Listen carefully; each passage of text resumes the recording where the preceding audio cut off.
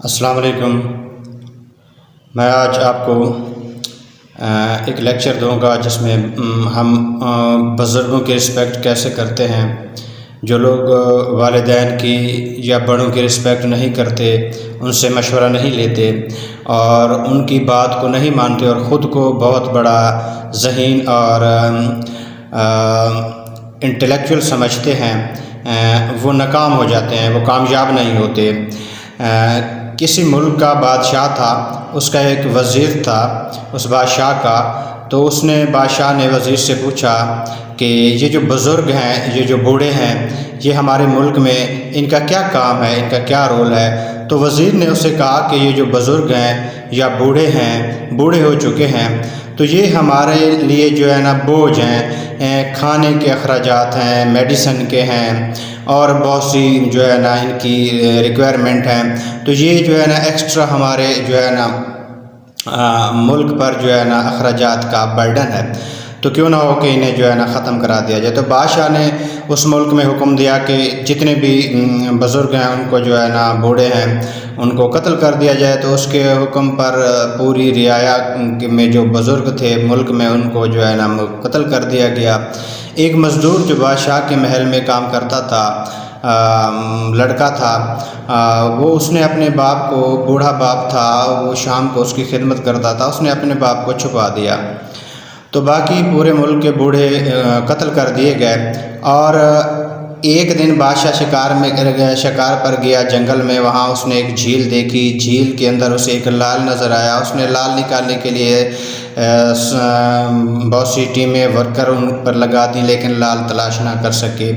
کافی دن گزر گئے، بہت سے ملکوں سے وزیر مشیر بلائے گئے، مشورے کیے گئے کہ لال اس جھیل سے کیوں باہر نہیں آ رہا۔ تو بہت تگ و دو کرنے کے بعد وہ لڑکا بھی دیکھتا رہا، آتا کہ یہ ہوا کہ اس طرح کیا جائے۔ بادشاہ نے کہا کہ اس جھیل کو شفٹ کیا جائے، اس سے پانی نکال دیا جائے۔ تو لڑکا ایک دن تھکا ہارا آیا گھر، اس کے بوڑھے باپ نے پوچھا کہ بیٹا کیا وجہ ہے؟ وہ چوری آتا تھا، اس کو باپ کو کھانا کھلاتا تھا کیونکہ اس نے چھپایا ہوا تھا۔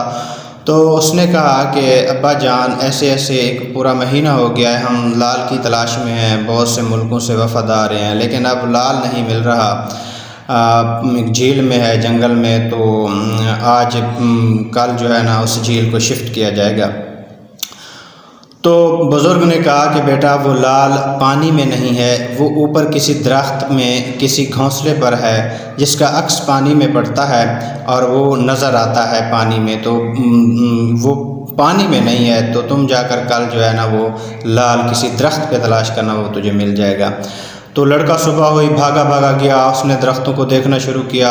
ایک درخت پر ایک چیل کا گھونسلہ تھا، وہاں پہ وہ چڑھا، اس نے دیکھا تو لال وہاں پہ موجود تھا۔ جب روشنی پڑتی تھی تو اس کا عکس جو ہے نا اس میں پانی میں پڑتا تھا۔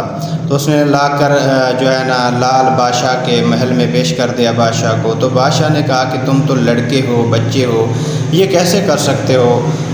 ضرور تمہارے پیچھے کوئی اس کی وجہ ہے۔ تو اس نے نہ بتاتے ہوئے کہا کہ آپ وعدہ کریں آپ مجھے کچھ نہیں کہیں گے، نہ اس کو کہیں گے جس نے مجھے یہ حل بتایا ہے۔ تو اس نے کہا کہ جب آپ نے ملک میں بوڑھوں کو، بزرگوں کو قتل کرنے کا حکم دیا تو میں نے اپنے والد کو چھپا لیا تھا، اپنے بزرگ کو چھپا لیا تھا۔ تو میں نے اس سے اس بات کی جو ہے نا ڈسکشن کی، تو انہوں نے مجھے بتایا کہ جو ہے نا لال پانی میں نہیں ہے جبکہ یہ اوپر کسی گھونسلے میں ہے۔